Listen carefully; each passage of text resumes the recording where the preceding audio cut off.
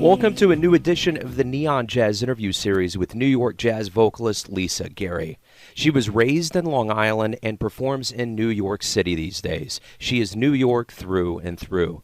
Over the course of a spirited conversation, she described how her family was very musical. Her grandfather was a Hungarian pianist, her father was a trumpeter, and also an avid jazz lover. She started her music journey on the trumpet herself. She was inspired by gigs that she would see in the city when she was young with Clark Terry performing. She loves Ella Fitzgerald. She has plans for a new album called Goin Your Way that will hit the world in early 2016, and she loves what she does in her jazz to pop crossover groove. Please dig her story, my friends. Thank you for spending a little time with me on jazz. I appreciate it. Absolutely. Thank you for having me. Absolutely. So what I'm going to do is I'm going to start off here, and not with too big, broad of a stroke, but just kind of an idea of what has been going on lately. Okay. A lot. So much. Basically, I am finally coming out with my first album. I just released my first single off the record. That's called Good Love. And I'm getting ready to release the next single, which is a tribute to one of my best friends and mentor, Lou Soloff, and he's actually playing on the track with me. So that's what's been going on lately. That has to be hugely exciting. Your first release, Lou Soloff, so much that's gone into this. Talk to me a little bit about this project, the album, the creative forces, just kind of your general feeling. It's taken a long time to put this together. A lot of thought and time has been put into this, a lot of hard work from many different people who have been involved in the project over the years. It's finally coming to life, so that's very exciting. It started a couple of years ago. Lou introduced me to Rob Mounsey, who became my producer and arranger for the record. Rob was the first person that I've met, well, other than Lou, who could really understand what I am aiming for, and they could really get inside my head and put all of my crazy ideas into a recording. Working with him was just a complete honor and such a learning experience, and I really feel very lucky. So with Rob and Lou and some wonderful songwriters, created this work, which is called Goin Your Way. That's the name of the album, and it's been just an amazing process. Speaking of process and journeys, where were you born? I'm from New York, Long Island, New York. Wonderful. So talk to me a little bit about growing up in Long Island, about your family, and how you were inspired to get into music and to sing. Sure. My father is a musician, and he is a wonderful music teacher. And, of course, he became my music teacher as well. And his main instrument was a trumpet.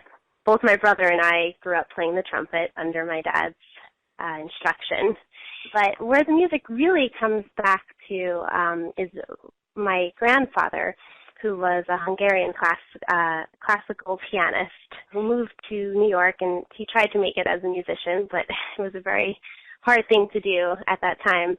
I would say the music dates back to him. So I come from a very musical family. My dad was always playing jazz and classical records around the house, so that's how I got involved in music. So was there an album that he played for you that was jazz-oriented, that kind of parted the curtains, and you were like, wow, I see this jazz light? He always took me to see a wonderful artist by the name of Clark Terry. I don't know if you're familiar with him. Oh, yeah. Yeah, and he unfortunately just passed away.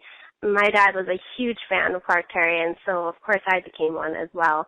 So he was always playing his records growing up, and I was going to his shows all the time. So he was a big influence on me. The first record that I would say really got me in love with jazz and singing jazz was Ella in Berlin, Mac the Knife. Yeah. When I heard that, I was blown away, and I was just like, I have to learn how she is doing this, all these crazy scatting and improvisations and phrasing. It was so fun for me to listen to. And so that's what really made me want to become a singer. When did you start singing? I was around 16 years old. I had sung a little bit before that for fun, but I didn't really start taking it seriously until I was around 16. It was 9 that you started on the trumpet. Were you following in your dad's footsteps, or was this kind of a path you knew early on you wanted to get into music and jazz?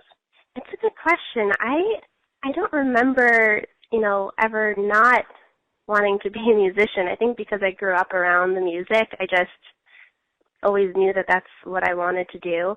As far as the trumpet, I love to copy my brother and everything that he did.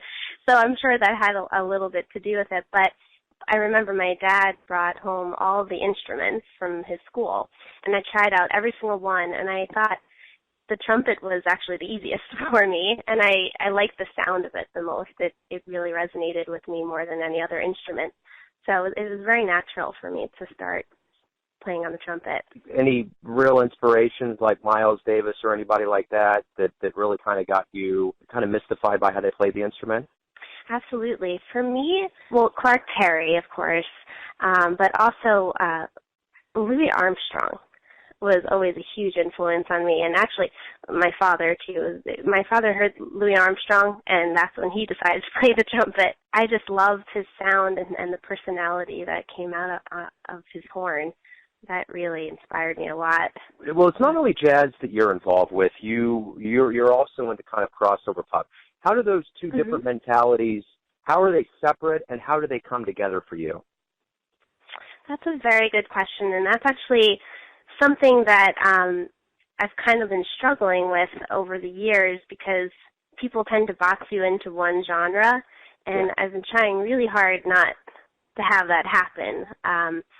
When I first came back to New York, I studied in Montreal. Well, when I first moved back to New York after I finished my studies, I was very torn because I love jazz, and that, I consider jazz my roots. But I also loved other kinds of music, and many people were suggesting that I just choose to focus on just one. I didn't agree when I re-met.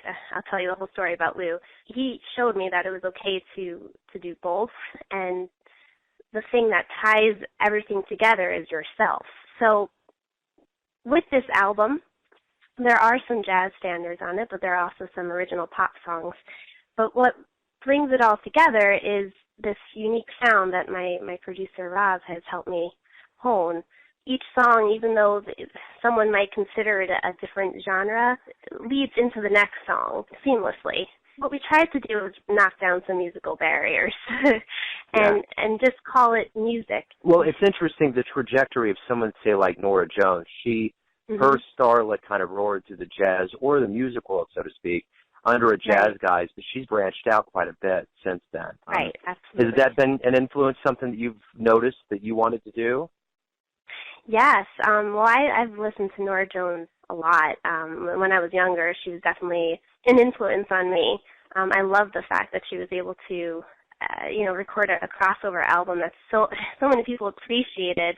And yes, I hope to do something similar to what she's done. I want to be able to introduce people to jazz through this album as well. So I hope it does that. Absolutely. So the one thing that I noticed is that you were a part of the Thelonious Monk International Jazz Vocals Competition. I'm always interested after the fact, because it is such a prestigious honor. So what kind of experience did you garner from that? It was great. That had been a dream of mine to be in that competition for a very long time. And some of the artists that I idolized were in that competition. So it was very cool to be there. Just to have made it there was a huge honor for me. Being around the talent that was there was also extraordinary. Let me ask you this. The one thing that I've noticed, too, where you play Birdland, obviously, is so steeped in lore.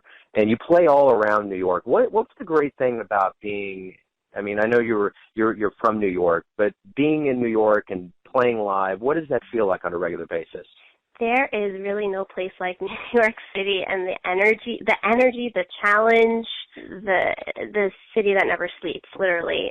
For a while, I was literally someone that never slept. Like, I was just always going out and going to jam sessions, doing my own performances. It's been amazing. It's just never ending. There's always something going on, whether in my music career or someone else's music career to check out. It's the place to be for music. Right on. So Absolutely. I've learned so much being here. So let me ask you this. We've mentioned names. We mentioned Clark. You've mentioned Lou, Ella, and there's a lot of names that we've mentioned that have been influences that have swayed you. But tell me in your own words, who would you consider your jazz or music heroes?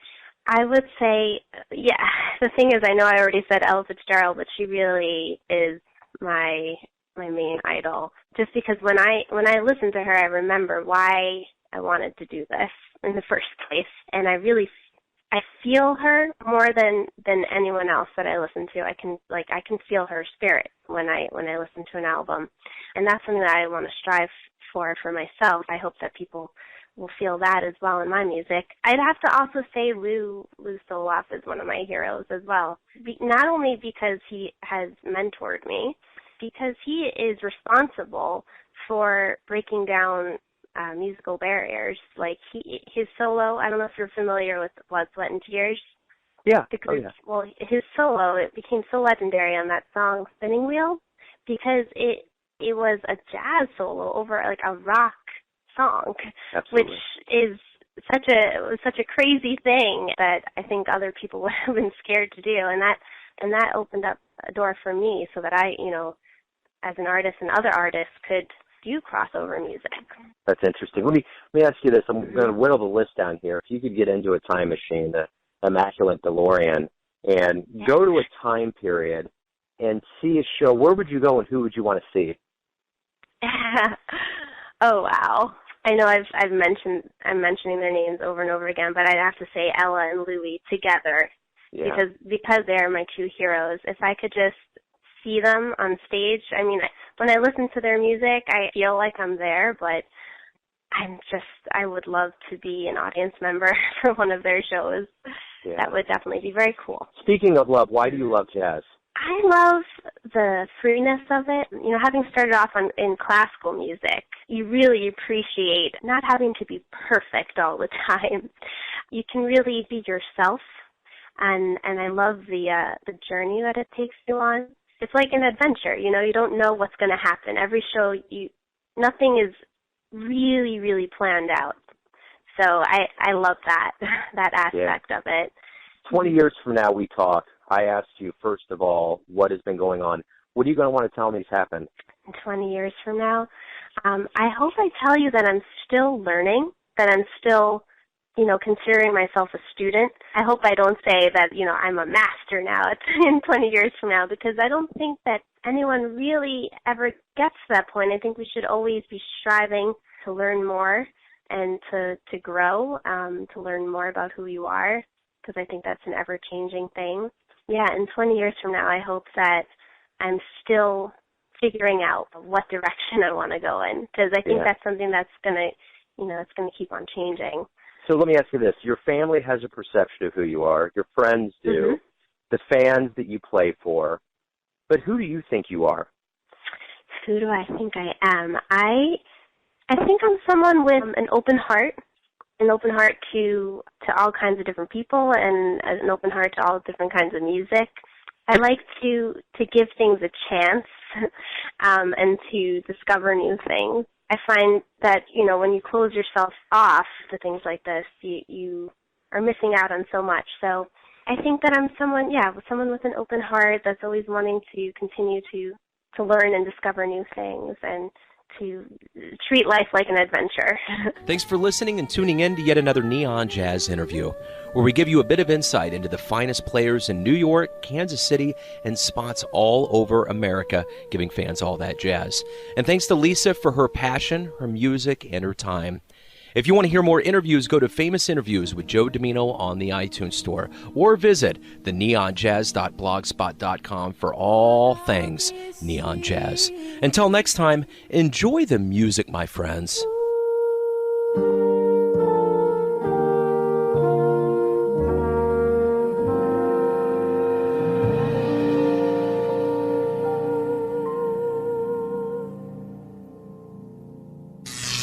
Neon Jazz.